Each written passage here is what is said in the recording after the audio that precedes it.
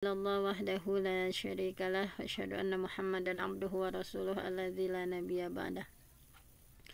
Baiklah ibu-ibu salihah yang dirahmati Allah, alhamdulillah di hari ke-24 Ramadan mudah-mudahan semakin mensucikan hati dan jiwa kita untuk lebih bersih sehingga dimudahkan oleh Allah untuk melakukan berbagai ketaatan dan semakin bersungguh-sungguh ya dalam melakukan taharrau Lailatul Qadariyah nanti malam ke-25.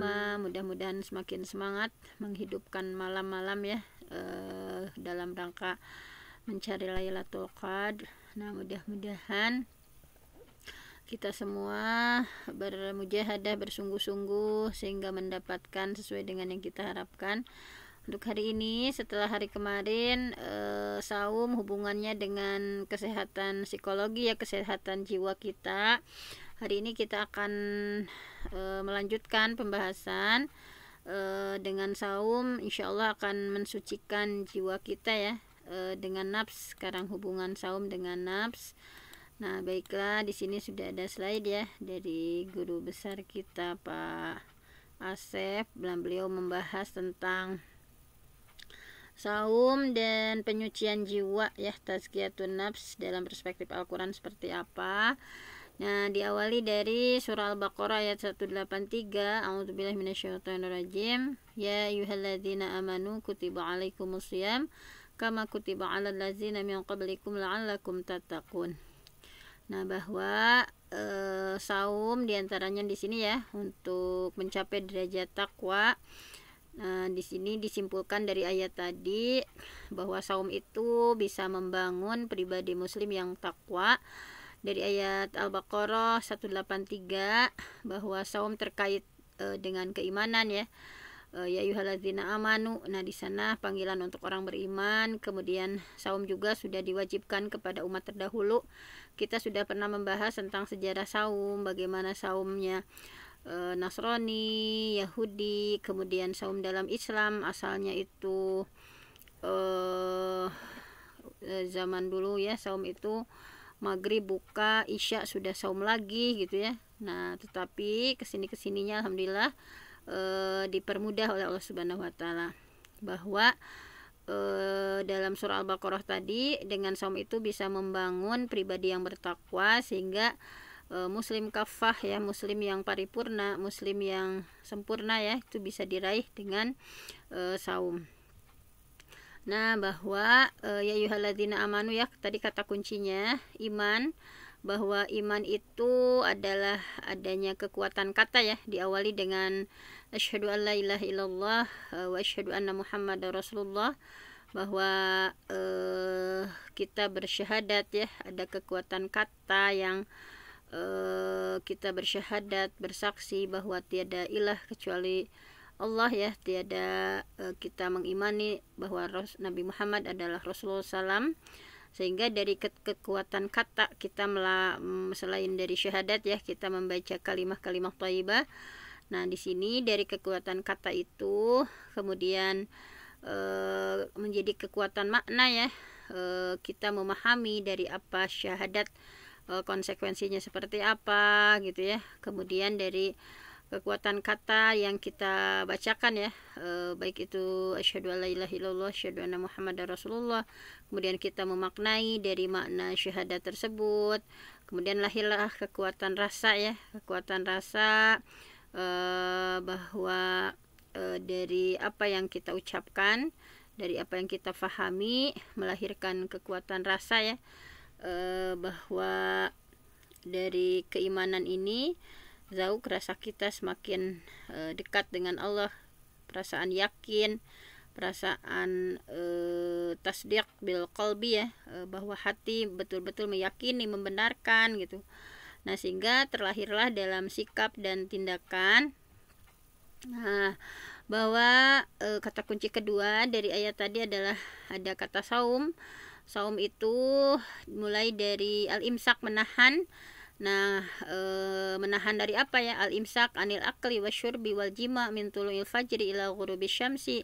Nah, kita menahan diri, nggak makan, nggak minum dari mulai terbit fajar sampai terbenam matahari. Nah, itu ya, saum itu kalau secara dasarnya seperti itu.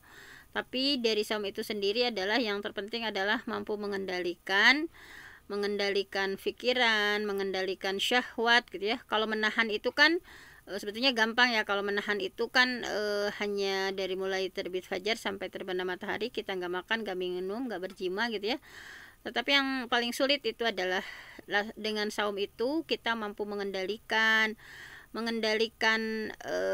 panca indera kita ya, untuk tidak melihat sesuatu yang Allah haramkan, mengendalikan hawa nafsu kita yang senantiasa membawa kepada ammaratun bisu ya, membawa kepada keburukan. Nah, dengan mengendalikan ini dengan dorongan yang rendah ya, untuk tadi misalnya mengendalikan berbagai hawa nafsu, panca indera dan sebagainya.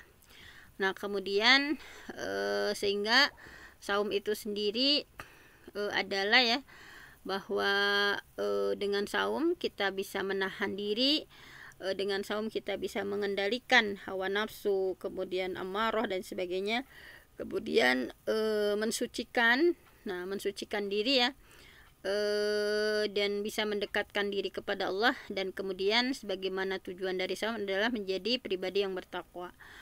Tetapi ini adalah rangkaian yang begitu sulit ya. Kebanyakan hanya bisa menahan saja ya, bisa menahan makan minum dari terbit fajar sampai terbit matahari gitu ya. Sementara yang lain-lainnya misalnya hawa nafsunya masih marah-marah, kemudian masih menggibah, masih menggosip, masih berdusta dan sebagainya. Nah, dalam mengendalikan, mensucikan. Nah, ketika kita sudah hanya bisa menahan saja, itu saum kita ya. Jangan sampai kamin shaimin laisa lahu min siyamihi ilal ju'wal atas, bahwa banyak yang saum hanya bisa menahan lapar dan haus saja gitu ya. Walaisa lillahi hajah, dan Allah nggak perlu ketika hanya seperti itu. Tetapi dengan saum itu mudah-mudahan kita bisa al-imsak, menahan diri, kemudian kita bisa mengendalikan. Kalau kita sudah bisa mengendalikan, itu artinya kita bisa mensucikan nafs ya, jiwa kita. Kemudian kalau sudah suci, Allah itu maha suci, hanya bisa didekati oleh orang yang suci ya. Allah maha bersih, hanya bisa didekati dengan orang-orang yang bersih. Nah, mudah-mudahan dengan saum kita, dengan mensucikan diri, kemudian kita bisa mendekatkan diri kepada Allah sehingga menjadi pribadi yang bertakwa. Nah, jadi ingat bahwa Allah itu maha suci, hanya bisa didekati oleh orang-orang yang suci, dan dalam rangka saum kita dalam rangka mensucikan diri, mudah-mudahan kita mampu mendekat kepada Allah Subhanahu wa taala dan betul-betul menjadi pribadi yang bertakwa.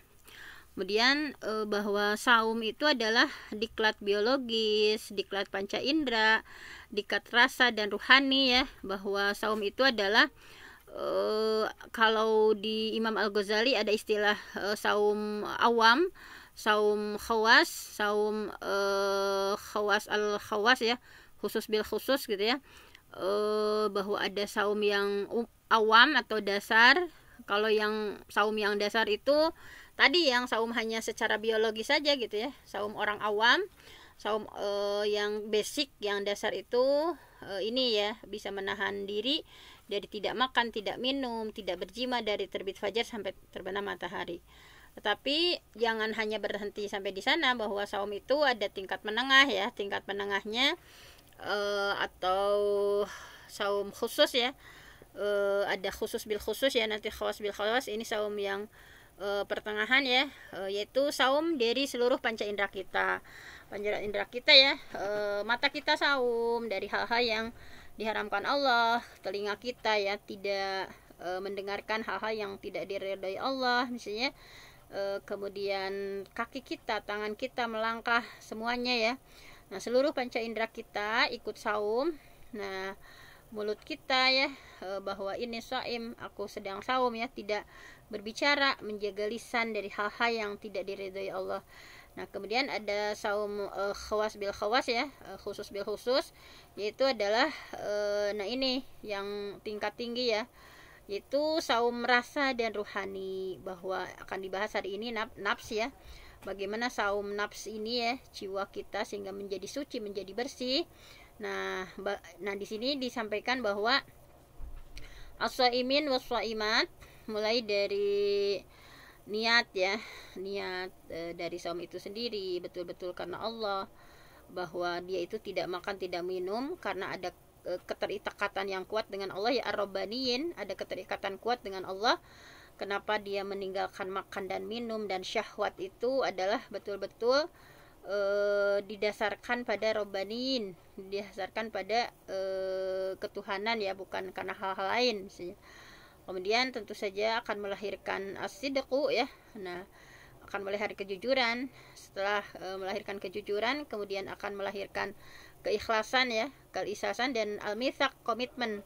Nah, ini ya bagi yang saum, mulai dari niat yang tulus, yang ikhlas karena Allah, kemudian meninggalkan makan minum syahwat betul-betul karena keterpautannya, kedekatannya dengan Allah Subhanahu wa taala, sehingga melahirkan kejujuran, dari kejujuran melahirkan keikhlasan, dari keikhlasan melahirkan al-mitsaq yaitu komitmen.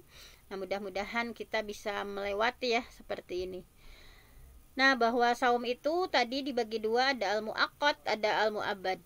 Yang muaqqat itu saum dalam batas waktu ya, dari sejak terbit fajar sampai maghrib tadi, menahan makan, tidak minum gitu ya, tidak berjima. Nah, ini saum muaqqat. Kalau saum mu'abbad yang saum selama-lamanya, bagaimana kita bisa mengendalikan diri, tidak berbuat dosa, tidak berbuat maksiat, tidak berbuat jahat. Nah, jadi kalau saum muaqqat mungkin tadi ya, ini saumnya dasar, saum biologis, lebih mudah ya. Misalnya ketika kita menahan diri, tidak makan minum berjima ya, nah itu muaqqat, ada waktunya dari jam sekian sampai jam sekian. Tetapi yang harus menjadi komitmen adalah saum mu'abbad, itu adalah saum selamanya. Bagaimana kita mampu mengendalikan diri untuk tidak melakukan maksiat, tidak melakukan kemunkaran ya, tidak melakukan kejahatan. Nah, ini adalah tantangan yang luar biasa ya, al-mu'abbad. Nah, bahwa manusia itu ada potensi luar, yaitu secara fisik ya, ada juga potensi yang ada di dalam, bahwa manusia itu ada ruhnya ya, ada ruh, ada jiwa, ada nafs ya, ada qalbun, ada hati, ada akal. Nah, kemarin saum dalam perspektif psikologi sudah dibahas bahwa akal itu secara fisiknya adalah otak ya, secara fisiknya adalah otak. Nah, kemudian qalbu itu secara fisiknya hati ya, hati kita yang ada di dalam dada, kayak jantung pisang ya.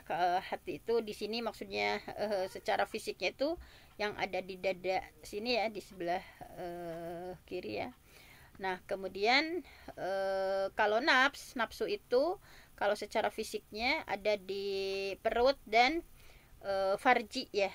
Nah, perut dan farji, bahwa seseorang yang bisa menahan nafsu itu diantaranya menahan ya kebutuhan perut dan farji atau kemaluan ya. Nah, di sini akan dibahas lebih panjang adalah potensi nafs, karena kalau dibahas keseluruhan ini akan agak panjang ya, bagaimana ruh gitu ya, nanti insyaallah pada kesempatan lain. Qalbun sebagai raja ya, kalau diibaratkan itu, kalau diibaratkan kerajaan, badan itu qalbun itu sebagai rajanya. Kemudian ada perdana menterinya ya, yaitu akal sebagai perdana menterinya, dan menyuruh nafs ya sebagai wakilnya gitu ya. Nah, tetapi kita tidak akan membahas panjang lebar tentang seluruh potensi manusia. Yang akan dibahas kali ini adalah potensi manusia nafs ya, nafs jiwanya, mensucikan jiwa. Nah, bahwa tadi ya manusia itu punya potensi fisik, intelek atau akal ya, emosi, kemudian ada spiritual, ada sosial, ada personal. Nah, di sini akan dibahas secara detail tentang nafs, potensi nafs ya, di antara potensi-potensi yang ada dalam diri manusia, bahwa nafsu itu adalah sebuah hasrat, sebuah dorongan, sebuah keinginan gitu ya. Kalau menurut para pakar ya, dari kata kalimat nafs itu bisa diartikan hasrat, bisa diartikan dorongan atau keinginan. Kalau nafasa itu bernafas atau hidup. Kalau nafasa falyatanafasil mutanafisun ya, berlomba, berkompetisi. Kalau nafisah berharga atau bermakna ya. Ini yang satu rumpun ya. Dari kata nafs, nafs itu bisa artinya jiwa, diri atau pribadi. Nah, jadi dari kalimat nafs dan berbagai variannya ya, ada nafsu ya tadi keinginan atau dorongan, ada nafasa bernafas atau hidup, nafasa berlomba atau berkompetisi, nafisah adalah berharga ya, kemudian nafs jiwa atau diri atau pribadi. Nah, bahwa orientasi hidup dan kehidupan manusia itu tadi ya, kalau jasad ya, kebutuhan perut dan kebutuhan di bawah perut tadi disampaikan ya. Kalau jasmani itu bagaimana manusia memenuhi kebutuhan perutnya, kebutuhan di bawah perutnya. Nah, ini yang menjadi kebanyakan ya, bisa membawa seseorang ke neraka itu diantaranya ketika tidak bisa mengendalikan kebutuhan perut dan kebutuhan di bawah perut. Nah, kemudian ruhani itu adalah tadi ya, kerinduan kepada Allah Subhanahu wa taala, bahwa dia adalah diciptakan secara fitrah ya, fitrah hanif gitu ya, rindu terhadap kebaikan, kebenaran gitu. Kalau nafsani adalah ini medan pertarungan antara kebutuhan jasmani dan rohani. Nah, jadi jasmani butuh sesuatu, makan, minum, kemudian berjima ya. Kemudian rohani bahwa bagaimana kerinduannya kepada Allah Subhanahu wa taala, dan nafsani ini adalah pertarungan. Jadi kalau diibaratkan di dalam badan kita itu ya, sebuah kerajaan tarik menarik gitu ya. Tarik menarik antara jasmani dan rohani. Nah, ini ya. Nah, di sini nafsani itu adalah medan pertarungan antara kebutuhan jasmani dan rohani. Kalau kita terlalu menuruti ya keinginan jasmani kita, nah ini bahaya. Misalnya yang dipikirkan itu hanya kebutuhan perut dan kebutuhan bawah perut gitu ya. Sementara jadi pertarungan di dalam raga kita itu adalah adanya pertarungan antara tadi ya, untuk memenuhi kebutuhan jasmani atau kebutuhan rohani. Nah, dengan saum, nah ini adalah kemarin sudah dibahas ya. Saum itu adalah ghidaun liruh ya. Saum itu adalah nutrisi untuk jiwa kita. Kalau makanan mah kalau jasmani mah nutrisinya makanan. Kalau ruhani itu nutrisinya adalah nah ini diantaranya saum itu adalah nutrisi untuk ruhani kita. Nah, di sini orientasi hidup dan kehidupan manusia ditentukan oleh kualitas jiwanya ya, mengikuti dorongan jasmanikah atau ruhanikah gitu ya. Nah, bahwa kualitas jiwa seseorang ketika lebih menuruti jasmani, nah ini berbahaya. Nah, ketika kita mengikuti ya keinginan ruhani, insya Allah akan selamat. Nah, jadi nafs dalam Al-Quran itu intinya ada 3 ya. Nafsun, kata nafsun dalam Al-Quran itu ada 3. Ada nafsul mutmainnah, nah jiwa yang tenang atau ruhani. Ada nafsul lawamah ya, kalau lawamah itu tarik menarik antara ruhani dan jasmani gitu ya. Ada nafsul ammarah. Nafsul ammarah itu ya selalu memenuhi kebutuhan jasmaninya. Nah, bagaimana kita bisa meraih nafsul mutmainnah, nafsu yang selalu memenuhi kebutuhan ruhaninya ya. Kalau lawamah itu tarik menarik, pokoknya antara kadang dia memenuhi kebutuhan rohani, kadang juga jasmani gitu ya, yang saling tarik menarik gitu. Nah, tetapi memang di sini tazkiyatun nafs itu ya, bahwa bagaimana upaya kita membersihkan, bahwa zakat itu berasal dari kata zakat bersih ya, atau zakat itu an-numu, tumbuh atau berkembang ya. Zakat itu, tazkiyah itu. Nah, adapun kalau tazkiyatun nafs maksudnya adalah tazkiyah itu adalah membersihkan, menumbuhkan, mengembangkan nafs, jiwa gitu ya. Tazkiyatun nafs itu adalah bagaimana tazkiyah, upaya proses membersihkan, menumbuhkan dan mengembangkan nafs, yaitu jiwa. Nah, di sini integrasi ruhani dan jasmani ya. antara ruh dengan tubuh. Nah, di sini integrasi ruhani jasmani itu bahwa tadi ya kita ingatkan lagi, nafsu itu ada amarah, lawamah, dan mutmainnah. Nah, ketika jiwa amarah selalu mendorong kepada kejahatan ya, nafsul amarah tadi kan selalu mendorong kepada kejahatan dalam surah Yusuf ya. Wa ma ubari'u nafsi, dan aku tidak menyatakan diriku lepas. Innan nafsa, sesungguhnya nafs itu la ammaratum bisu, selalu mendorong kepada kejahatan, selalu menyuruh kepada keburukan. Illa ma rahima rabbi, kecuali nafsu yang diberi rahmat oleh Allah.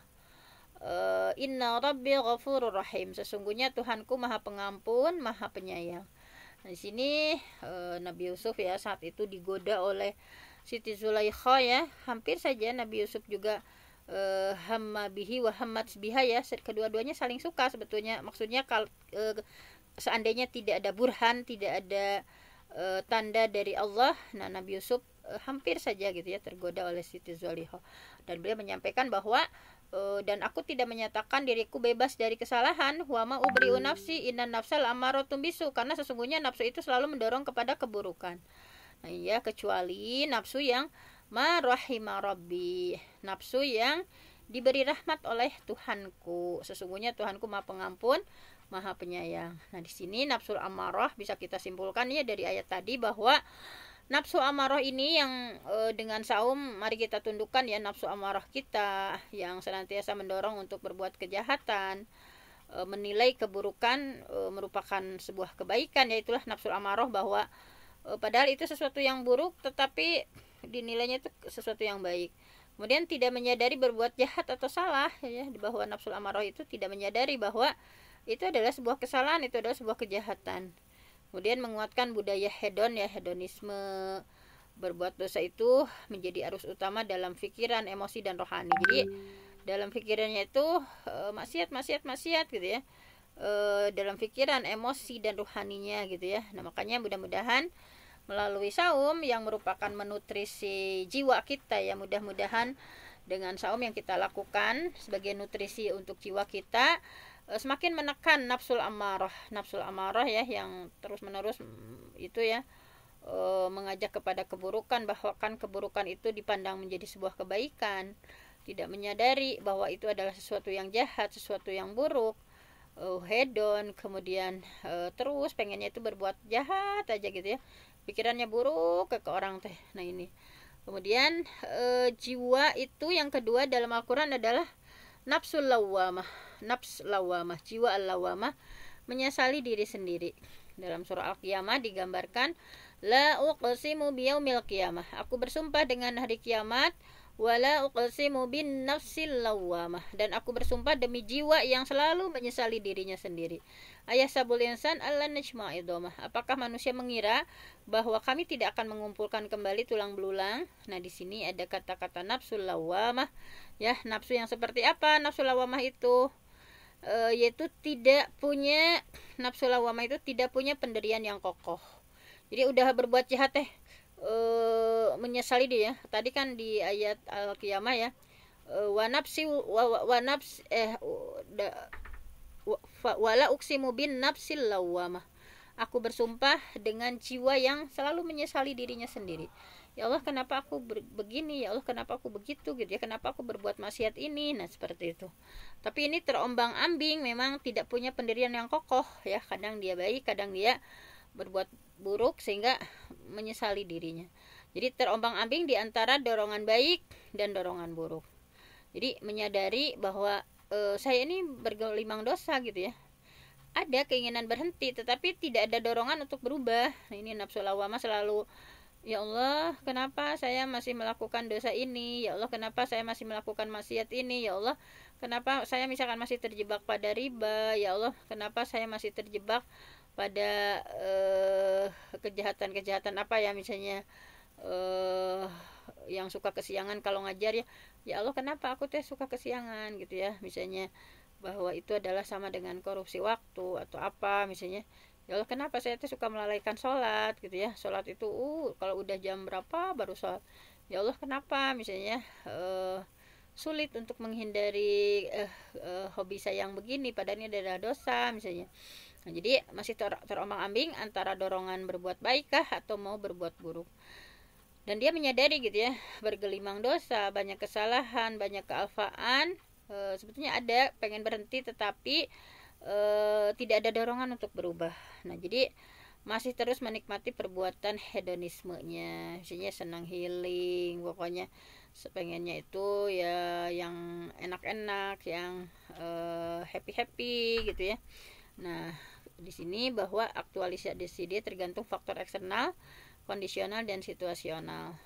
Nah, kemudian ini jiwa mutmainnah. Nah, kita semua berharap ya kita memiliki jiwa mutmainnah dalam suasana damai dan tentram gitu ya. Mudah-mudahan dengan saum yang kita lakukan yang betul-betul bermakna, betul-betul saumnya itu ya melakukan mujahadah kesungguh-sungguhan, sehingga saum kita berdampak ya pada hati, sehingga betul-betul memberikan nutrisi untuk nafs kita gitu ya, sehingga betul-betul menciptakan nafsul mutmainnah gitu ya. Dalam surah Al-Fajr, ya ayyatuhan nafsul mutmainnah, wahai jiwa yang tenang, irji'i, kembalilah ila rabbik, kepada Tuhanmu, radiyah, maradiyah, yang ridha dan diridainya. Fadkhuli fi ibadi, dan masuklah ke dalam golongan hambaku, wadkhuli jannati, dan masuklah ke dalam syurgaku. Nah, dari sana bisa disimpulkan bahwa nafsul mutmainnah itu adalah nafsu yang selalu mendorong berbuat kebaikan, nafsu yang selalu mendorong berbuat ketakwaan. Menilai keburukan merupakan ya keburukan gitu, bahwa itu adalah sesuatu yang buruk, itu adalah sesuatu kejahatan. Kalau tadi kan melihat sesuatu yang buruk kayak karena dijadikan indah oleh setan ya, sehingga yang buruk pun terasa indah gitu ya. Nah, itu menyadari diri untuk berhenti berbuat kesalahan. Nah, jadi nafsul mutmainnah mah kalau lawamah mah dia merasa dia salah tetapi menyadari tetapi nggak bisa berhenti gitu ya, nggak bisa berhenti. Tetapi kalau nafsul mutmainnah menyadar diri, sadar diri, dan berhenti untuk berbuat salah gitu ya, berusaha untuk meninggalkan perbuatan hedonisme ini gitu ya, berusaha menjadikan amal soleh arus utama dalam pikiran, emosi, dan rohani. Jadi pengennya teh beramal soleh gitu ya, pikirannya, emosinya, rohaninya, pokoknya melakukan amal soleh gitu ya, dalam pikirannya seperti itu. Nah, ini sehingga tazkiyatun nafs ini ya, bahwa bagaimana ibadah kita, riyadhah, latihan kita ya, mujahadah, kesungguh-sungguhan kita, al-inqita' ilallah ya, betul-betul memutuskan diri ya, dan betul-betul hanya kepada Allah gitu ya, dan ada makomatnya. Nah, di sini tazkiyatun nafs itu diantara prosedurnya adalah istighfar. Nah, ini ya, istighfar di momentum Ramadan ini, mari kita sama-sama tazkiyatun nafs ya, memperbanyak istighfar. Rasulullah saja dalam satu majelis itu 100 kali istighfar gitu ya, terus mohon ampun ya.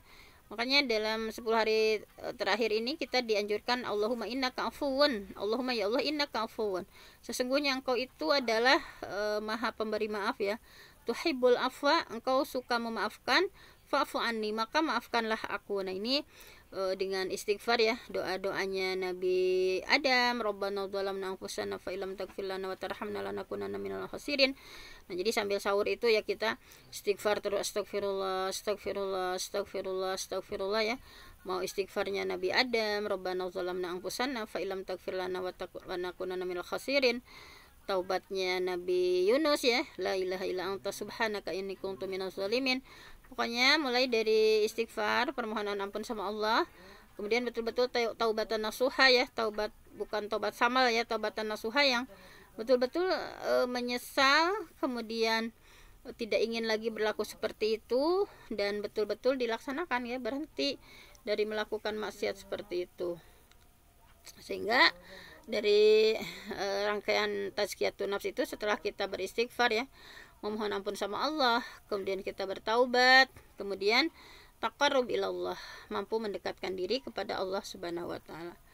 Nah, kemudian tazkiyatun nafs itu dari apa saja? Dari kalau hari kemarin ya kita tentang psikologi, bahwa dari hari pertama sampai hari terakhir Ramadan itu harusnya ada tahalli, ada tahalli ya, mengosongkan dari hal-hal negatif kemudian menghiasi dengan hal positif. Jadi kita mendelet ya dalam hati kita keburukan-keburukan ya. Misalnya hasud, delete. Hari ini kita belajar untuk menjauhkan diri dari hasud. marah, godob, delete. Misalnya hari ini kita belajar untuk tidak marah-marah. Hari ini kita belajar untuk bersyukur, tidak kufur nikmat. Hari ini kita belajar untuk pemaaf ya, tidak godob, tidak marah-marah misalnya. Nah, jadi tazkiyatun nafs di sini bagaimana kita menghindarkan diri dari berbagai kekufuran, kemusyrikan, kemunafikan ya, dari dosa-dosa besar, dari amrod, penyakit-penyakit hati, dan dari mazmumah, dari hal-hal yang sifatnya tercela. Nah, makanya beruntunglah bagi yang mensucikan jiwa. Qad aflaha man tazakka. Sungguh beruntung orang yang mensucikan jiwa, yang mensucikan diri, wa dzakara isma rabbih fasalla, dan mengingat Tuhannya lalu dia salat. Bal tu'sirunal hayatad dunya. Sedangkan kamu orang-orang kafir memilih kehidupan dunia, padahal kehidupan akhirat itu lebih baik dan lebih kekal. Wal akhiratu khairu wa abqa. Inna hadza la fi suhufil ula. Sesungguhnya ini terdapat dalam kitab-kitab yang terdahulu, Sufi Ibrahim wa Musa, yaitu kitab-kitab Ibrahim dan Nabi Musa alaihi salam. Nah, bahwa sekali lagi wawasan Al-Quran tentang nafs, tentang jiwa itu digambarkan juga di surah As-Sam. Wa nafsi wa ma sawaha, dan jiwa serta penyempurnaan ciptaannya. Fa'alhamaha, maka Allah mengilhamkan kepadanya, setiap manusia itu, fujuraha, jalan kejahatan, wa taqwaha, dan jalan ketakwaan. Qad aflaha, sungguh beruntung, man zakkaha, orang-orang yang mensucikan jiwa, wa qad khaba, dan sungguh-sungguh rugi, man dassaha, yang mengotori jiwa. Nah, di sini bahwa tazkiyatun nafs itu mudah-mudahan menjadi pribadi yang bersih, pribadi yang dekat dengan Allah, karena Allah itu Allah itu bersih, Allah itu maha bersih, hanya bisa didekati oleh orang yang bersih. Allah itu suci, hanya bisa didekati dengan orang-orang yang suci. Ini ya, bahwa dengan tazkiyatun nafs kita mensucikan diri, beristighfar, bertaubat kepada Allah, dan berkomitmen ya untuk tidak melakukan hal yang tidak diinginkan. Sehingga dari tazkiyatun nafs ini melahirkan pribadi-pribadi yang bersih gitu ya, dekat sama Allah, bahwa merasakan hidup itu dalam pengasahan Allah, sebagaimana dalam definisi ihsan ya, anta'budallah ka'annaka tarahu fa illam takun tarahu fa innahu yaraka. Bahwa ihsan itu adalah anta'budallah, kita menyembah Allah ka'annaka tarahu, seakan-akan kamu itu melihat Allah gitu ya. Fa illam takun tarahu, maka jika Allah tidak melihat kita, fa innahu yarak, maka yakin sesungguhnya Allah itu melihat kita semua. Nah, dengan tazkiyatun nafs melalui saum yang kita lakukan, mudah-mudahan kita menjadi pribadi yang bersih, pribadi yang betul-betul dekat dengan Allah, yang merasakan hidup itu betul-betul dalam pengawasan Allah Subhanahu wa taala. Nah, mungkin itu ya untuk sesi kali ini. Kalau kemarin bagaimana hubungannya antara saum, casan ibu, casan laptop, Alpi. Oh, cak panyarikan ini tuh. Mungkin hanya itu ya, lupa ngaca. Kalau kemarin kita tentang hubungan saum dengan kesehatan jiwa kita ya, bahwa dengan saum insya Allah akan seperti penyakit-penyakit psikologi akan hilang ya, gejala-gejala psikologis akan hilang dengan saum, kayak anxiety, rasa cemas. Kemarin kita sudah di kajian psikologi ada doa yang sering dibaca Nabi ya. Allahumma inni a'udzubika minal hammi wal hazan, wa a'udzubika minal ajzi wal kasal, wa a'udzubika minal jubni wal bukhli, wa a'udzubika min ghalabati dain wa qahri rijal. Nah, gejala-gejala kejiwaan yang seperti itu terhapus insya Allah dengan saum yang kita lakukan.